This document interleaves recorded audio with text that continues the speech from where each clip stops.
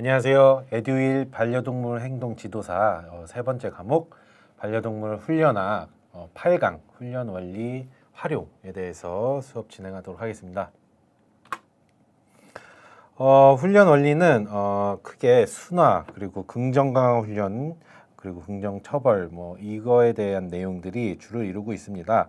그래서 첫 번째로 설명드릴 게 이제 순화 길들임에 대한 얘기입니다. 이게 쉽게 얘기하면 적응입니다. 적응.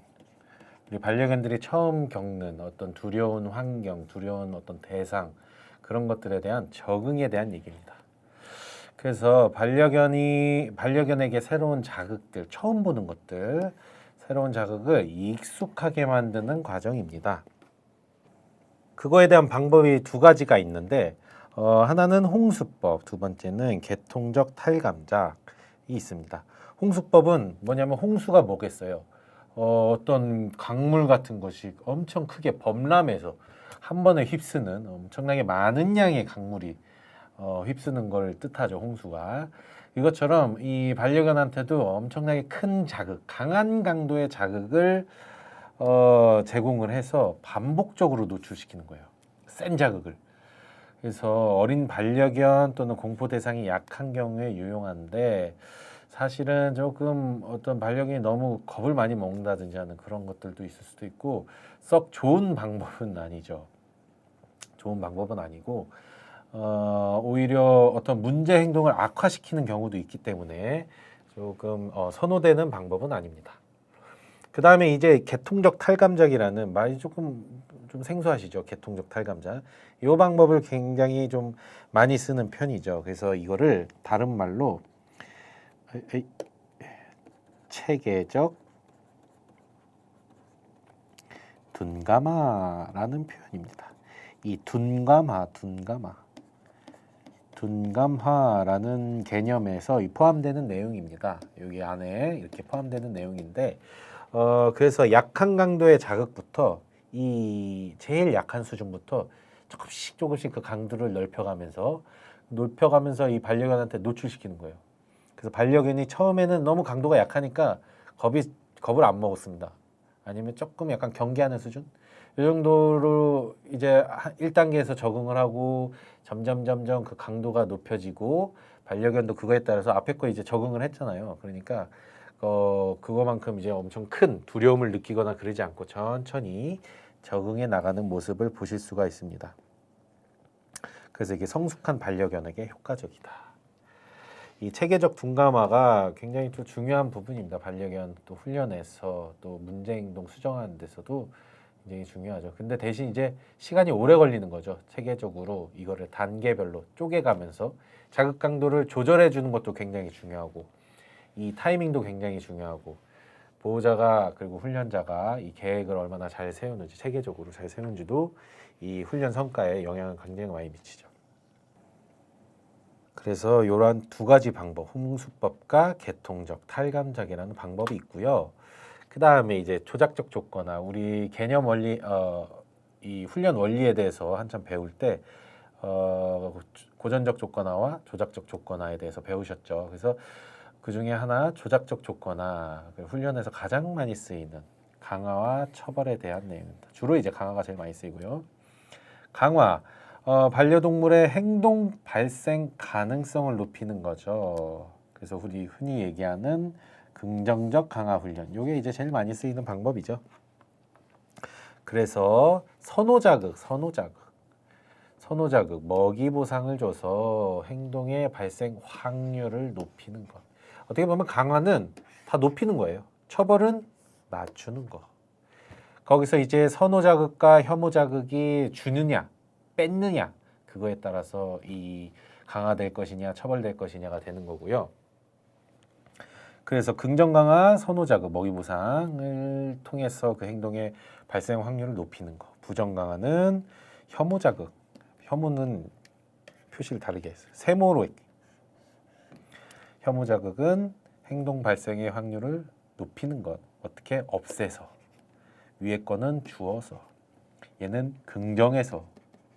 저번에 또 얘기했다시피 긍정과 부정이라는 표현은 그 감정의 어떤 상태라는 그게 아니죠. 감정 상태가 아니라 주다, 빼다, 뭐 이런 빼다 이런 뜻이죠. 주다의 다른 말 추가하다, 제거하다 이런 뜻, 이런 의미죠. 긍정과 부정은.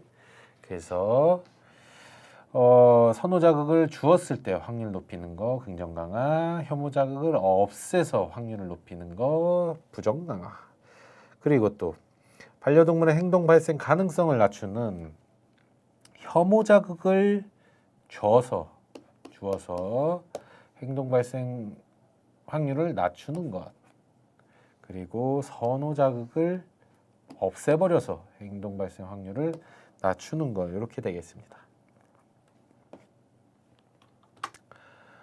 그래서 이 조작적 조건화에서 또 강화물에 굉장히 중요하게 작용을 하는데, 강화물은 크게 유형과 무형으로 나뉩니다. 유형은 뭐겠어요? 우리가 눈에 보이는 것들이죠. 무형은 보이지 않는 것. 우리가 말하는 칭찬, 스킨십들이 해당이 되겠고, 유형은 먹이나 장난감이 되겠습니다. 그래서 1차 강화물, 2차 강화물 이런 식으로 나뉘는데, 1차 강화물은 우리 반려견이 굳이 배우지 않았어도 먹이 알잖아요. 먹이 냄새만 맡아도 이 침이 줄줄 나고 그런 특성들이 있잖아요. 행동 특성들이 있는데, 학습하지 않았지만 강화물로서 해당되는 먹이, 간식, 장난감 등이 해당이 되겠고, 2차 강화물은 이런 조건화를 통해서 특히 이제 긍정적인 상황인 칭찬이나 미소 혹은 혐오적인 거, 막 소리 지르는 거, 윽박 지르는 거, 구박하는 거, 이런 것들, 이런 걸 통해서 조건화를 통해 강화력을 가지게 된 것으로 나뉩니다. 1차 강화물과 2차 강화물은 이렇게 되는 거고, 어쨌든 1차 강화물은 학습된 거 이렇게 생각하시면 되겠고, 1차 강화물은 학습 안 돼도 아는 거 있잖아요. 본능적으로 아는 그런 것들, 학습 안 된 거, 이렇게 생각하시면 되겠습니다. 자, 그 다음에 이제 강화 계획이 있습니다. 강화 계획은 이제 뭐 여러 가지 패턴으로 나뉘고 교과서에 좀 이렇게 풀이해서 설명이 돼 있는데, 슬라이드는 좀 약간 요약해서 표현이 돼 있어요. 크게는 이제 연속 강화라고 해갖고 매 행동할 때마다, 특히 이제 초반에 훈련 어떤 개념 알려줄 때, 새로운 동작 학습할 때 가장 효과적인 겁니다. 그래서 매 그거 하면은 매번 그 행동할 때마다 보상하는 거예요. 연속 강화고요. 그리고 이제 보상 횟수를 기준으로 할지 시간을 기준으로 할지에 따라서 이 비율과 간격으로 나뉩니다. 그래서 고정 비율로 강화물을 제공하는지, 고정 간격으로 강화물을 제공하는지, 혹은 변동 비율로 아니면 변동 간격으로 제공하는지에 따라서 강화 계획이 달라지고요. 특히 이제 비율 같은 경우에 고정 비율은 규칙적으로, 변동은 무작위. 요게 좀 큽니다. 그래서 그래프로 따지면 규칙은 이렇게 되지만 이렇게 매 주기마다 보상이 주어지는 거지만, 무작위는 언제 주어질지 몰라요. 바로 보상물이 이어서 줄 수도 있고 계속 안 줄 수도 있고 이렇습니다. 이 랜덤입니다. 랜덤, 무작위로. 그래서 이거 고정 같은 경우에는 훈련 초반에도 좀 잘 되지만은 이제 반려견들도 그 타이밍을, 그 텀을 학습해버리는 효과도 있단 말이에요. 그래서 언제 밥을 주는지 알아요. 그래서 얘네들이 머리를 또 굴리는 경우도 있고 그래요. 그래서 이제 변동 비율이라는 걸 통해서 어떤 얘네들이 예측할 수 없는 타이밍에 어떤 시간에, 횟수에 먹이 보상을 통해서 얘네들이 언제 보상이 주어질지 모르니까 다 자라게 만드는 겁니다. 다 긴장하게 만드는 거예요. 그래서 이게 고정과 변동 이런 식으로 두 가지 개념을 이해하시면 좋을 것 같습니다. 조건화 활용이 있습니다. 그래서 이거를 어떻게 훈련해 나갈지에 대한 내용인데, 특히 이제 첫 번째 조형이라는 걸 제일 많이 써요. 그래서 조형을 이제 영문 표기로 하면 쉐이핑이라는 말을 씁니다. 쉐이핑. 쉐입이 뭡니까? 쉐입. 어떤 거에 대한, 어떤 물체에 대한 모양이죠. 모양을 만들어 나간다고 생각을 하시면, 이해하시면 편합니다. 그래서 우리 반려견이 우리가 원하는 행동을 만들기 위해서 뭐 특히 이제 제일 이해하기 쉬운 앉아 훈련 같은 경우도 강제로 엉덩이를 이렇게 찍어 누르는 그런 훈련 방법도 있죠. 그래서 그렇게 해서 앉으면 이제 먹이 보상하고 앉으면 먹이 보상하고. 근데 이건 어떻게 보면 반려견한테 이 외압을 줘서 반려견 스스로가 한 게 아니고 그래서 이제 이 행동이 만들어진 거란 말이에요. 그래서 사실 훈련 효과가 좀 떨어집니다. 아예 안 되는 건 아니지만 훈련 효과가 떨어지고 좀 더 복잡한 행동을 만들 때는 더 떨어지고 거의 안 된다시피고. 그래서 자발적으로 이 반려견이 참여하는 가운데 이 반려견의 행동들을 만들어 나가는 이 모양을 만들어 나가는 훈련에서는 반려견의 이런 자발적인 참여가 중요한데 그러기 위해서는 가장 쉬운 단계부터 쉬운 단계부터 행동을 점진적으로 강화를 해서 모양을 만들어 나가는 거 이해하시면 되겠습니다. 뭐 다른 예시로 이제 찰흙으로 어떤 사람의 머리 두상을 조각한다고 생각을 해보세요. 그러면 이제 이런 덩어리에 있는 형태를 사람의 모양으로 만들려면 일단 둥그스름한 형태로 구의 형태로 이렇게 다듬어야 될 거 아니에요. 그 다음에 여기서 이제 눈, 코, 입이라는 어떤 위치를 또 정하고 이렇게 해서 모양을 천천히 조형해 나가잖아요. 만들어 나가는데 이때 조금씩 그 모양을 다듬어서 나가는 걸 이제 그 조각에서도 많이 하는데 훈련도 이런 조형에 있던 그 개념으로 이해를 하시면 좋을 것 같습니다. 그래서 그 최종 훈련 행동까지 그 단계별로 나눠서 세션을 이렇게 진행을 하면서 조금씩 그거와 비슷한 행동들, 비슷한 유형으로 이렇게 점진적으로 펼쳐 나가는 거를 이제 조형이라고 합니다. 그래서 조형의 다른 말로 이제 점진적으로 조건 부여한다 해서 점진적 조건 부여라고도 표현을 하고요. 그래서 복잡한 행동 훈련시키기 위해서 단계별로 행동을 강화하는 훈련 방법이다. 그리고 자극 일반화라는 게 있습니다. 그래서 특정 자극에서 이미 조건화된 반응이 유사한 자극에서도 나타나는 현상입니다. 뭐 일반화가 그거죠. 우리 집에서도 앉았으면 공원 가서도 앉고 저기 도로변에서도 앉고 이런 일반화라는 뜻이고 기랑 조건이다. 기랑 조건이란 말은 기랑 뭘까요? 기랑이란 말은 서로 버티다 뭐 이런 뜻입니다. 서로 버티다. 그래서 우리 반려견이 이런 문제 행동들을 없애기 위해서 문제 행동들을 나타나지 않기 위해서 못하게 하기 위해서 다른 행동을 시키는 거예요. 그래서 그 행동을 못하게 하는 겁니다. 그래서 이제 이런 데서 기랑 조건에 대한 표현으로 양립할 수 없는 도저히 동시에 두 가지의 행동을 표현할 수 없는 그런 행동을 시키는 거예요. 다른 행동 시킨다는 말이에요. 한마디로. 그래서 반려견이 자꾸 올라타는 행동하면 앉아 훈련을 강화하는 거예요. 앉아 행동을 강화시키는 거예요. 앉아 있는데 어떻게 올라타겠어요, 그죠? 그래서 이런 양립할 수 없는 행동을 강화시키는 겁니다. 그리고 이제 소거라는 게 있습니다. 소거는 우리 이제 조건화된 행동을 없애는 특정 행동 반응을 소멸시키는 겁니다. 이건 뭐겠어요? 먹이 보상 안 주는 거예요. 먹이 보상 안 주는 거. 얘는 동물들은 이제 먹이 보상을 기대하고 있는데 안 줘. 계속 안 줘. 자꾸 안 줘. 이러니까 예전에 줬는데 안 주네 하면서 참 고민을 많이 합니다. 그래서 이런 행동 저런 행동도 많이 보이고 그래요. 그래서 요거를 이제 소거의 과정이고요. 그래서 이렇게 해서 이제 조건화된 특정 행동을 없애는 건데 여기 밑에 얘기 방법에 나왔다시피 강화물을 주지 않아서 소멸을 유도하는 건데 소거 시작 후에 강화물이 주어지지 않으면 이 동물들이 이거 왜 안 줘 하면서 혼란을 겪으면서 갑자기 그 행동들이 피크를 칩니다. 이걸 소거 격발이라고 해요. 우리 상식적으로 생각을 했을 때 강화물이 제공이 안 되면 행동의 강도가 이렇게 쭉 떨어져야 된다고 생각을 하시지만 사실은 이 소거 격발 현상에 의해서 오히려 올라갔다가 이렇게 떨어집니다. 이걸 소거 격발이라고 하거든요. 이때 이 반응이 미친 듯이 일어나요. 반응 행동들이. 요거를 이제 소거 격발이라고 합니다.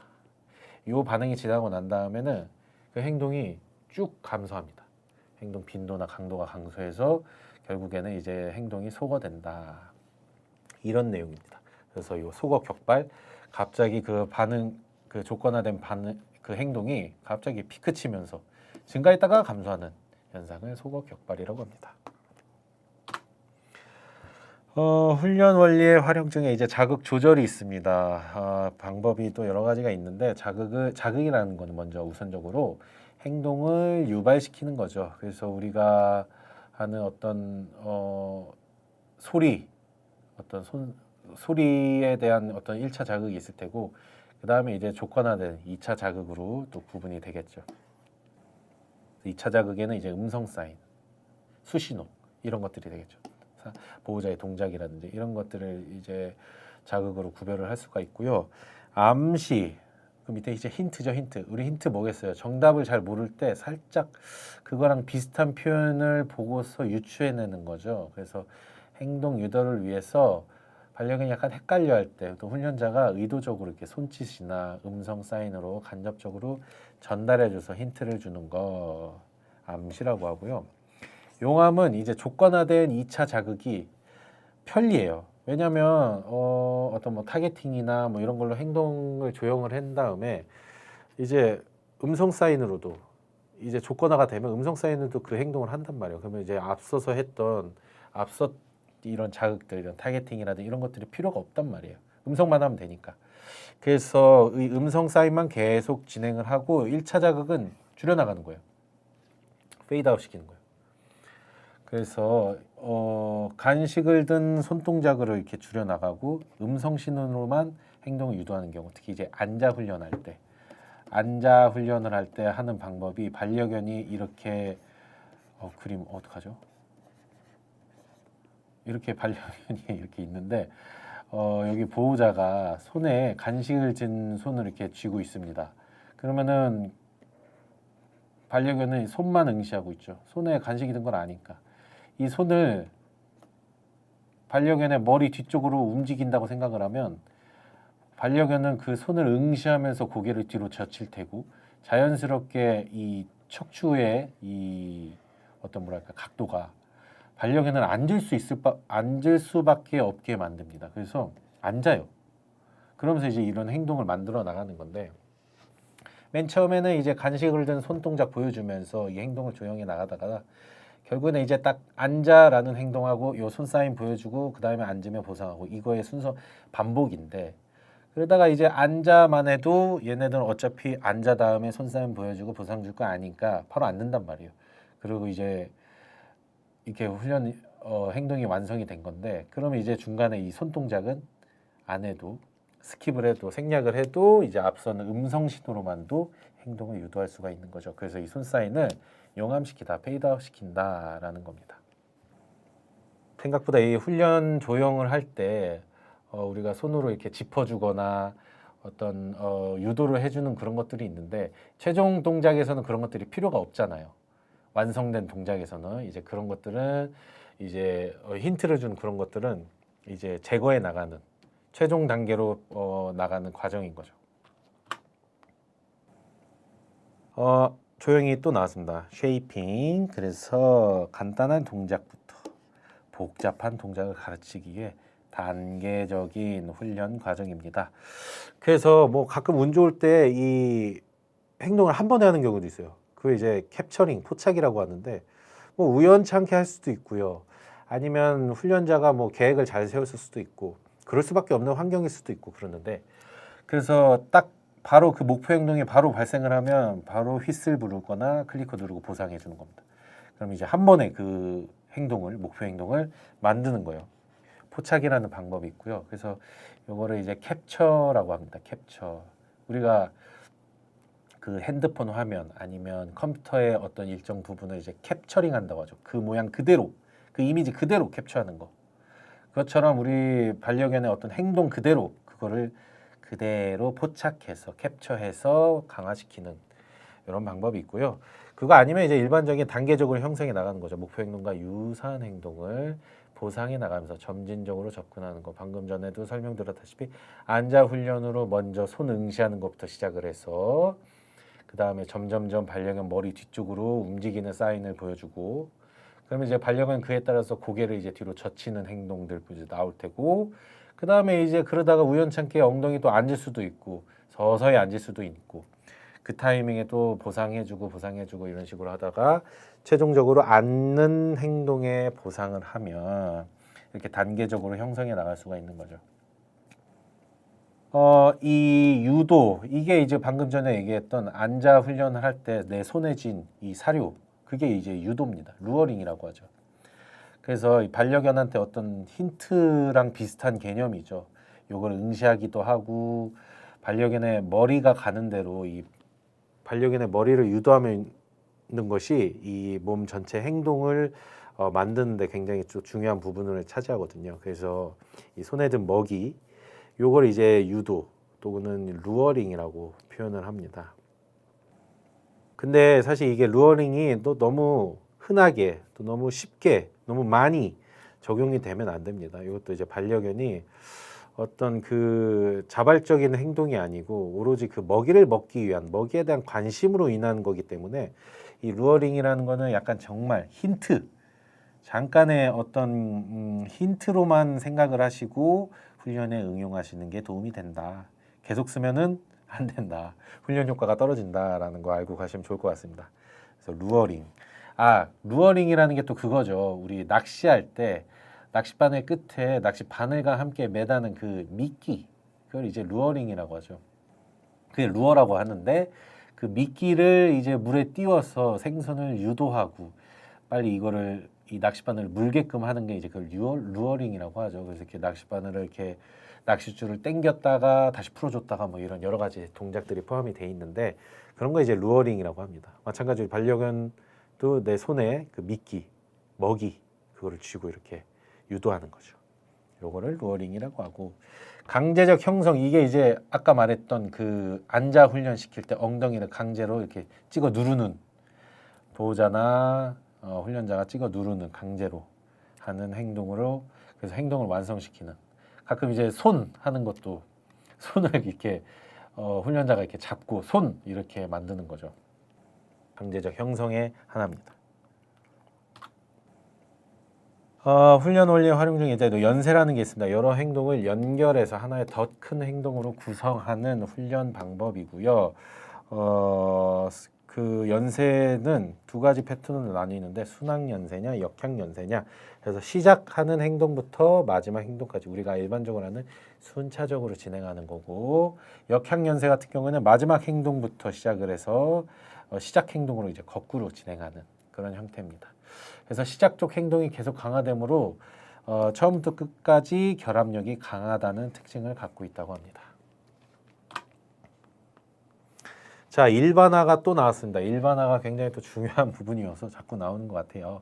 일반화는 훈련 과정에서 습득한 행동이 경험하지 않은 상황, 다른 상황으로 퍼지는 현상입니다. 그래서 자극이 유사할수록, 비슷할수록 일반화에 굉장히 유리하다. 일반화 초기에는 예전에 겪었던 그 경험적인 요소가 이 유사성에 큰 영향을 미치고요. 뭐 일반화에 대해서 뭐 여러 가지 론이 있대요. 이론이. 그래서 도야론, 경험을 중심으로 일반화가 증진된다라는 전형적인 방법이고, 동일 요소론이라는 내용도 있고, 그래서 훈련 중에 경험한 동일한 요소가 많을수록, 비슷했던 그런 경험들, 그런 포인트들이 많을수록 일반화에 유리하다라는 표현입니다. 자, 변별이라는 게 있습니다. 특정한 자극에 대해서 그 반응을 강화하는 훈련입니다. 습득한 자극과 일치하는 것만. 그냥 훈련하다 보면 다양한 자극들이 이제 반려견한테 주어지는데 그 중에서 우리가 목표하는 자극과 목표하는 행동에 의해서만 이게 조건화가 돼야 되잖아요. 그래서 이런 거를 여기서 말하는 이제 변별 자극과 대조 자극이라는 표현이 나옵니다. 변별 자극이라는 거는 행동을 강화하기 위해서 자극을 주는 거, 목표가 있는, 우리가 원하는 거겠고요. 대조 자극은 행동 강화를 일으키지 않아야 되는 그러한 자극입니다. 그래서 우리가 변별 자극에는 보상을 주는 거고 대조 자극, 우리가 원하지 않는 거 그런 거는 보상을 주지 않는다.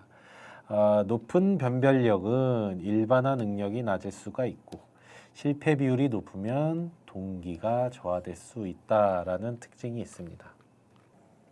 그래서 변별 자극과 대조 자극의 수준, 제시 타이밍에 따라서 무오류나 연속, 동시로 나뉘고요. 표본 변별 같은 경우에는 표본 자극을 먼저 주어준 다음에 그거와 비슷한 거를 구별하게 만드는 겁니다. 예시로 이제 마약 탐지견 훈련 뭐 이런 것들이 있는데 마약 탐지견들이 뭐 다양한 냄새 중에 그 마약에 대한 냄새만 조건화를 시켜서 훈련을 하는 건데 그거가 이제 마약이라는 게 숨어 있잖아요. 가방 속에 숨어 있고 어디 옷 속에 숨어 있고 이러니까 그러한 냄새들 속에서 여러 가지가 섞여 있는 것 속에서 그 마약 냄새만 정확하게 인식을 해서 구별하는 것. 그래서 이거 이제 표본 변별이라는 의미고요.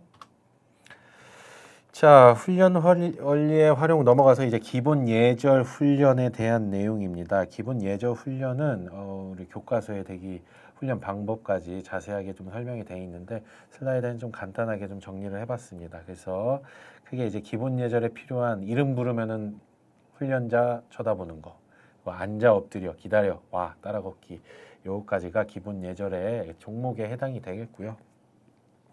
여기 나와 있는 종목들도 다 그 긍정 강화 훈련을 통해서 단계적으로 그 모양을 그리고 그 행동들을 형성해 나갈 수 있는 훈련 종목들입니다. 그래서 점진적으로 그리고 반려견이 얼마나 잘 따라오는지 안 되면 못하면 그 훈련 난이도가 너무 높은 거죠. 그래서 다시 뒷단계로 돌아가서 다시 쉬운 단계에서부터 차근차근 밟아 나가는 게 요 기본 예절 훈련하는데 또 많이 도움이 됩니다. 그리고 또 중요한 건 이제 클릭 타임이나 휘슬 타이밍이나 그런 것들이 또 중요하겠고 적절한 보상과 그리고 횟수, 강도 그런 것들이 중요하다고 말씀드릴 수가 있겠습니다. 자, 우리 반려견에서 이제 문제 행동들이 또 중요하죠. 문제 행동 되게 여러 가지의 문제 행동들이 많습니다. 그래서 문제 행동이란 거는 우리가 문제라고 인식할 때 문제 행동으로 보는 경우가 많죠. 그래서 보호자나 그리고 사회 활동, 우리 일상생활에서 바깥에서 산책할 때 이런 상황에서의 불편을 주는 행동들이 있죠. 보호자 반려견을 또 스스로를 손상시키는 행동, 무는 행동, 과잉으로 핥는 행동 이런 것들, 그리고 일상생활에서 지장을 주는 행동들 이런 것들이 다 이제 문제 행동의 카테고리에 포함이 된다. 그래서 예로 반려견이 본래 가지는 행동 양식을 벗어나는 경우, 그리고 행동 양식에는 있지만 너무 과한 거 또는 부족한 경우, 또는 너무 과하거나 부족하지 않지만 우리 사회생활, 인간 사회에서 협조적이지 않은 경우, 거의 뭐 야생과 관련된 그런 내용이겠죠. 야생성과 관련된 행동들이 문제 행동에 포함이 되고요. 문제 행동의 종류에는 이제 먼저 첫 번째가 이제 공격 행동이겠죠. 공격 행동.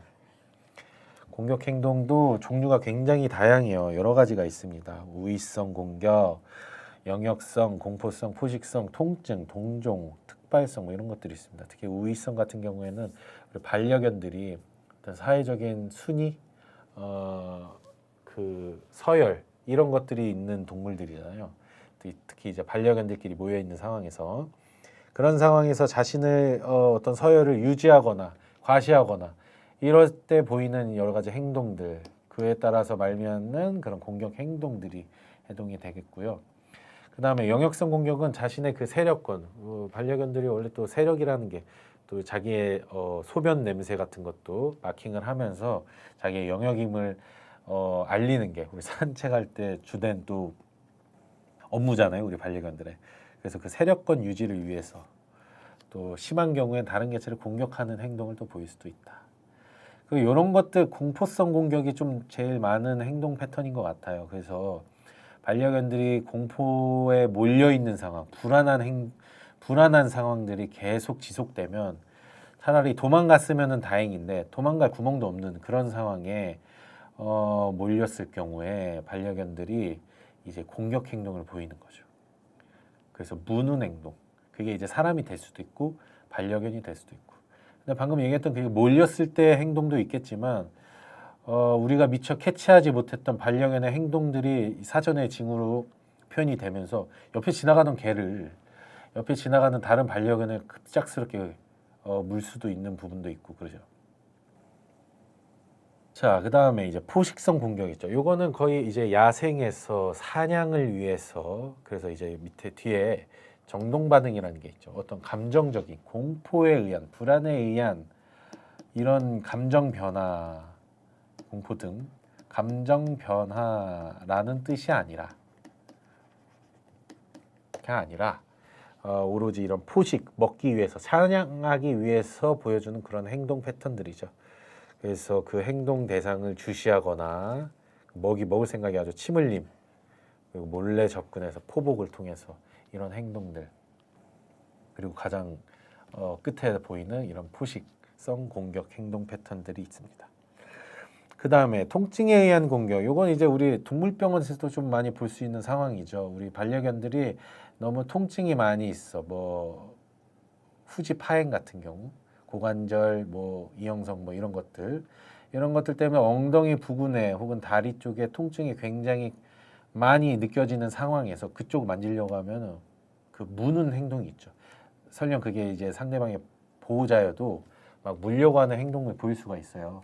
그래서 통증이 너무 과하거나 아픔을 느낄 때 발생하는 공격 행동이 있고요.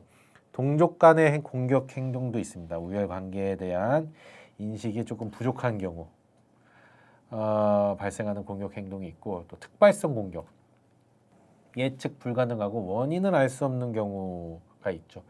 여건 약간 이 신경학적인 어떤 문제상, 수의학적인 어떤 처치가 필요한 그런 부분에 해당될 수가 있고요. 아무 예측이 없고 제 예후 증상도 없이 예후 행동도 없이 보이는 그런 공격이라고 볼 수가 있습니다. 문제 행동의 종류가 뭐 분리불안, 공포증, 불안, 기질에 대한 내용이고요. 그리고 대부분에 보면 공포와 불안과 관련된 이런 반려견의 부정적인 감정 상태와 관련이 있습니다. 특히 분리불안 같은 경우 보호자가 없으면서 어디 의지할 데가 없으니까 반려견이 이제 불안함을 느끼면서 말 그대로 분리불안의 불안함을 느끼면서 보이는 행동들이죠. 이런 것들을 해소하기 위해서 집안에 있는 집기들을 막 이제 파괴한다든지, 원래 이제 배설하는 그 공간이 아닌 다른 곳에서 이제 배설 활동을 보인다든지 이런 것들도 있고, 또 너무 과잉인 경우, 너무 심한 경우 이제 구토나 설사, 떨림 등이 발생할 수도 있고, 분리불안 때문에 이제 자신의 몸을 약간 핥는 그런 행동들이 있을 수도 있죠. 그래서 너무 과도하게 앞발을 핥는다든지 신체 일부분을 핥으면서 너무 과도하게 핥아서 그 부분에 염증이 생기는 그런 증상도 발생할 수가 있다. 그 다음에 공포증, 특히 이제 어떤 대상에 대한 공포 반응이 나타날 수가 있겠죠. 그래서 뭐 천둥 소리나 경적 소리 등에 대한 행동, 그런 자극에 의해서 행동이나 생리적 반응이 나타날 수가 있고, 또 원래 기질적으로 타고난 반려견의 그 성격이나 기질과 관련된 그런 불안함이 있어서 그래서 이런 사회생활에 문제가 발생하는 경우도 있다. 그 밖에도 뭐 짖기, 포효 이런 것들이 있죠. 원래 반려견 개들은 짖는 거를 뭐 자연스러운 행동이기도 해요. 뭐 그냥 심심해서 짖을 수도 있고, 누군가가 인기척이 느껴져서 경계하는 차원에서 짖을 수도 있고, 그 의도와 뜻은 다양하지만 그래도 이게 그런 행동들이 너무 과잉되는 경우가 있겠죠. 너무 불필요하게 짖는 경우.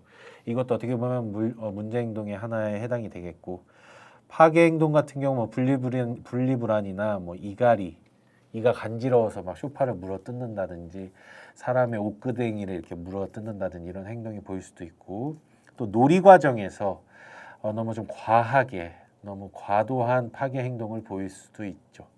이기 같은 경우에는 뭔가를 이제 먹는 행동입니다. 예. 분변을 뭐 먹거나 아니면 이상한 먹으면 안 되는 그런 물건을 먹는 그런 행동이 있을 수도 있고요. 그런 여러 가지 파괴적인 행동을 보일 수가 있고, 또 부적절한 배설, 관심 끌기 보호자의 관심을 끌기 위해서 계속 막 올라타고 짖고 여러 가지 행동들이 수반이 되겠죠.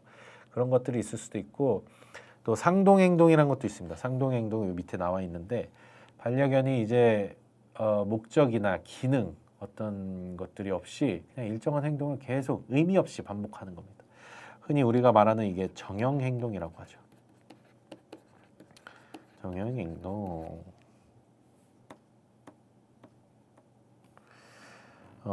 에 해당이 되겠고요. 그래서 뭐 똑같은 자리를 계속 뱅글뱅글 돈다든지 아니면 어떤 자신의 신체 부위를 계속 무의식적으로 계속 핥는다든지 꼬리를 문다든지 자신의 꼬리를 쫓는다든지 이런 패턴들이 보입니다.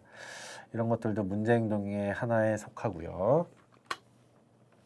그 다음에 고령성, 나이가 너무 들어서 인지장애에 해당되는 것들도 있을 수 있습니다. 그래서 밤중에 호공을 응시한다든지 아무도 없는데 집안을 계속 배회한다든지 아니면 용변 실수 뭐 이런 것들이 해당이 되겠고 식분증, 이식증이 있습니다. 분변이나 작은 돌 등 먹이가 아닌 거를 먹는 거 이식증이라고 하고 식분증은 다들 아시다시피 이게 자기의 분변을 먹는 그런 행동이 발생할 수도 있고요.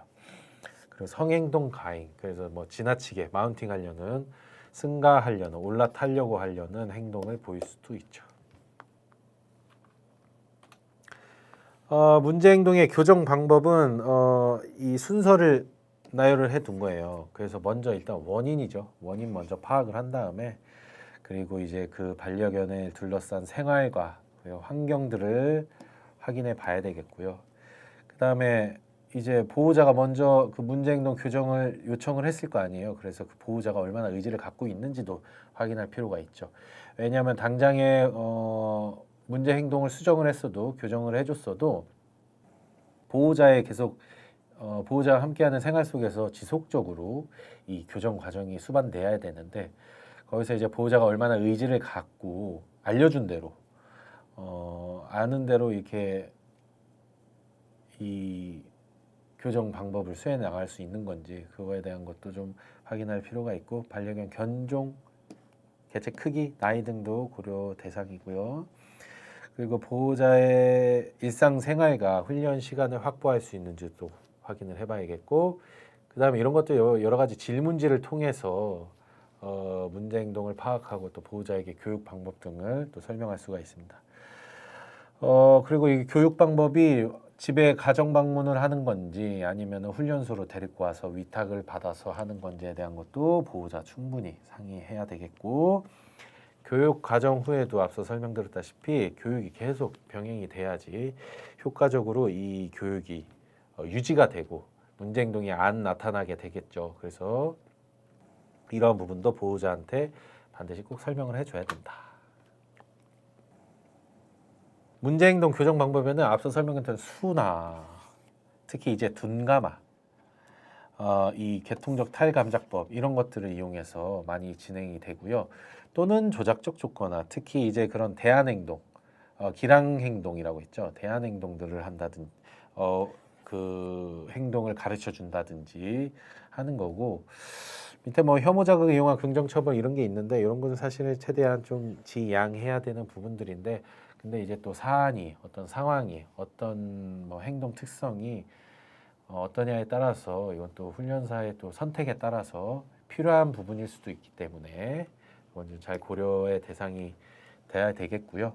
또는 이제 도구를 이용한 훈련이 있겠죠. 너무 또 핸들링이 어려운 경우에 단순한 그런 긍정 강화 훈련을 통해서 이 보호자나 훈련자한테 집중을 만들게 하는 그런 행동을 강화시키기가 너무 힘든 기본적인 핸들링이 안 되는 경우에 뭐 헤드홀터나 입마개 등을 통해서 훈련을 할 수가 있습니다. 문제 행동을 이제 교정하기 전에 사실은 반려견과 어떤 친화 과정이 좀 필요하죠. 보호자랑은 원래 알고 있었으니까 그렇다 치고 훈련사와는 첫 만남이잖아요. 그래서 먹이 보상을 통해서 좀 천천히 그 반려견한테 이 훈련자를 노출시키면서 천천히 적응해 나갈 수 있는 시간도 주고 나는 위험한 사람이 아님을 알려주는 시간을 충분히 가져야 되는 이런 시간이 되게 중요하죠. 그래서 이때 또 인내심을 갖고 내가 먼저 다가가는 게 아니고 반려견이 호기심을 갖고 먼저 다가오는 걸 목표로 해서 기다리는 게 좋다. 뭐 놀이 뭐 그런 놀이도 같이 수반을 해서 진행을 할 수도 있고요. 문제 행동의 교정 실제 사례입니다. 먼저 이제 원인을 파악을 해야겠죠. 원체 이제 또 경우가 다양하고 종류가 많고 또 그 대처 방법들이 다양하기 때문에 조금 추려서 요약해서 좀 설명을 드리고자 합니다. 그래서 문제 행동의 원인 먼저 찾는 거죠. 그게 경계 활동인지 아니면 얘가 먼저 산책이나 그런 것들이 부족해서 활동이 부족해서 에너지가 남아 돌아서 보이는 건지 아니면 사회성이 좀 떨어져서 불안이나 공포 같은 그런 부정적인 마음에 의해서 발현이 되는 건지 아니면 반려견 보호자들에 의해서 너무 이제 반려견들이 이쁘니까 오냐오냐 이쁘다 이쁘다 약간 이런 것들 그래서 의도하지 않는 어떤 보호자의 강화 때문에 행동들이 강화돼서 부적절한 행동이 많이 발현되는 문제 행동으로 발전을 하는 건지 그런 것들을 확인해야겠죠. 그래서 반려견이 자꾸 올라타거나 짖는다거나 이럴 때마다 보호자가 이제 말린다고 보호자 입장에서는 말린다고 못하게 한다고 막는 차원에서 이렇게 스킨십을 한다든지 관심을 보인다든지 특히 그런 것들이 강아지한테는 이게 말리는 행동이 아니라 오히려 더 강화시키는 칭찬과 보상의 의미로 다가와서 우리 보호자분들이 의도하지 않는 강화를 일으킬 수 있다. 그런 것들이 해당이 되겠고요. 교정 방법에는 집안에서부터 긍정 강화 훈련을 통해서 야외가 아닌 집안에서 핸들링 훈련을 점차 진행을 해서 야외까지도 적응해 나가는 것들이 필요하겠고요. 낯선 대상에 대한 긍정적인 경험. 그래서 낯선 대상이 절대 너를 해치지 않는다라는 그런 안정감을 주는 게 더 중요하겠고 그래서 그걸 통해 공포심이나 불안감을 해소해 주는 것도 중요하겠고요. 또 문제 행동이 방금 설명드렸던 주인이 의도하지 않는 강화물을 제공하는지 그런 것도 꼭 확인을 해봐야 된다. 보호자 스스로가 내가 무슨 행동을 얘한테 자주 해뒀는지 이런 것까지도 잘 생각해 볼 필요가 있어요. 그리고 문제 행동에 대한 대안 행동 강화 그리고 또 그런 문제 행동을 야기하는 것들이 있어요. 특히 이제 흔히 말하는 그 벨소리, 현관문 벨소리 이런 것들이죠. 그런 것들이 소리가 들리자마자 짖는 행동 먼저 그 전에 벨소리가 들리자마자 현관 앞에 모여서 이제 짖으려고 이제 준비하면서 짖기 시작하는 그 행동들의 일련의 과정들이 벨소리의 시작으로서 이제 벨소리가 트리거로서 작동을 하죠. 그래서 제일 좋은 건 사실 벨소리가 안 나게 하면 그 행동이 발현이 안 되는 거죠. 그래서 벨을 제거한다든지 하는 그런 작업을 통해서 문제 행동을 교정을 할 수가 있죠. 그래서 벨을 안 누르고 뭐 똑똑 소리를 낸다든지 아니면 뭐 특히나 택배 회사에서 근무하시는 분들 택배 업체에서 오기 전에 방문하기 전에 이제 전화를 주라 이런 식으로 사전에 쪽지를 코멘트를 남길 수도 있는 부분이고 이런 것들이 있고 또 문제 행동에 대한 대안 행동 강화 이런 것들이 있죠. 그래서 뭐 그 벨소리에 대한 일환으로 벨소리를 들었을 때 짖는 행동에 대해서 벨소리가 들리면 방 안으로 부르는 거예요. 방 안으로 부르는 행동을 강화시키는 거죠. 방 안으로 불러서 이제 거기 앉히는 행동까지도 강화시키면 도대체 짖을 만한 틈을 안 주는 거죠. 짖을 행동을 줄 수 없는 그런 기량 조건에 대안하는 행동을 강화시켜서 짖는 행동을 없애버리는 거죠. 다양한 문제 행동 교정에도 뭐 공격 행동 같은 경우는 사실 기본적인 예절 교육부터 시작을 해서 특히 이제 핸들링, 사회화 이런 것들에 대한 훈련이 굉장히 중요하겠죠. 그런 거에 대한 긍정 경험을 통해서 반려견이 부정적인 경험, 공포심, 불안함 이런 것들을 최소한으로 해주고 항상 즐거운 그 낯선 사람은 즐겁다. 나를 해를 끼치지 않는다라는 그런 믿음과 신뢰를 줄 수 있도록 하는 훈련 방법이 필요하겠고 배뇨, 배변 같은 경우에는 배변 패드에 올라가는 행동을 강화시켜 주는 거죠. 그래서 뭐 이렇게 울타리를 쳐서 그 안에 배변 패드를 싹 다 깔아 놓은 다음에 반려견이 무조건 배변에 성공할 수 있도록 왜냐면 배변 패드에 싸면 성공한 거잖아요. 그래서 점점 그 배변 패드를 줄여가면서 반려견은 그쪽으로밖에 쌀 수 없도록 만들어주는 것들도 되게 중요한 방법이겠고요. 화장실 배변할 때도 보상해 준 것도 방법이고.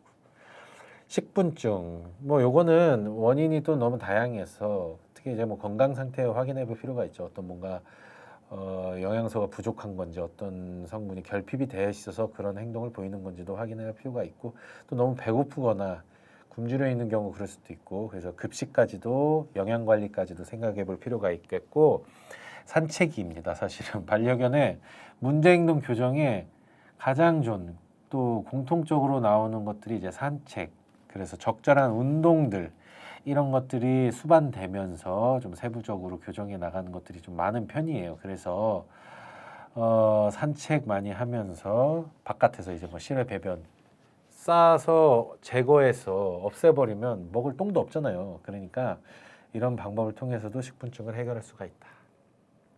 그 다음에 과잉 행동. 행동이 너무 과잉한 경우 보호자가 아까 얘기했던 의도하지 않는 보상, 특히 이제 관심인지 아닌지 확인해 볼 필요가 있다. 또 파괴 행동, 이것도 이제 산책이죠. 에너지를 다 소진시켜 주는 겁니다. 산책을 통해서 스트레스 해소시켜주고 그리고 그런 파괴 행동을 일삼는 얘네들이 파괴 행동을 주로 삼는 그런 표적들이 있을 수도 있단 말이에요. 그런 물건들은 아예 없애버리면 파괴 행동이 나타나지가 않죠. 아까 얘기했던 그 벨소리처럼 그런 트리거들 없애버리는 게 사실은 가장 좋은 문제 행동 교정 방법 중에 하나입니다. 그리고 또 예절 교육, 사람 만나면 앞에 앉아서 이렇게 시선 맞추는 그런 차분한 행동들을 가르쳐 주는 것들, 그리고 핸들링 해주는 것들, 이런 것들도 파괴 행동에 도움이 된다.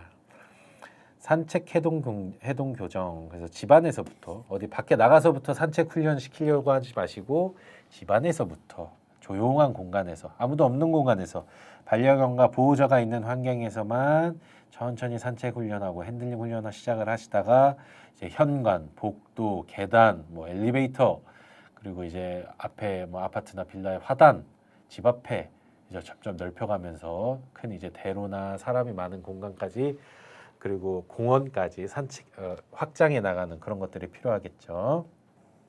그다음에 이제 불안 장애 이런 것들은 이제 반려견의 그런 공포심, 불안감을 제거해주기 위해서 또 다른 사람이나 다른 반려견에 대한 불안감, 공포를 제거해주기 위해서 그리고 안정감을 확보해주는 그런 것들이 굉장히 중요하겠죠. 문제 행동 예방을 위해서는 앞서서 설명해드렸던 그런 행동 풍부화들이 좀 많이 도움이 됩니다. 그래서 또 특히 사회성 풍부화, 다양한 사람들 만나게 해주고 그 사람들로서 하여금 긍정적인 경험을 갖게 하고 산책 훈련해주고 다양한 환경들 적응할 수 있도록 그런 여러 가지 경험들을 통해서 이런 것들의 풍부화가 굉장히 중요하다. 그리고 산책 시 핸들링은 뭐 무조건 중요한 연습이죠. 핸들링 연습하는 거. 그리고 둔감화, 다양한 자극에 의한 둔감화, 적응 이런 것들 중요하겠고요. 하다못해 그 자동차의 그런 크락션 소리 그런 것들도 적응이 필요한 거죠. 그런 큰 소리, 갑자기 나는 소리에 대해서도 반려견들이 너무 놀라거나 공포심을 느낄 수도 있으니까 이런 소리들마저도 둔감화를 시켜주는 게 굉장히 중요하겠죠. 그리고 휴식처 제공, 안정적인 그래서 반려견들이 어떤 자신이 주로 자는 공간들 이런 것들을 별도로 마련해 주는 게 반려견들이 집안에서도 어떤 분리불안 증세, 어떤 불안감을 조금은 해소해 주고 자신만의 공간을 만들어 주는 게 이런 안정감을 느끼게 하는데 많은 도움이 됩니다. 그래서 별도의 공간 마련해 주는 게 도움이 된다라고 볼 수가 있겠습니다. 자, 8강 수업은 여기까지입니다. 수고하셨습니다.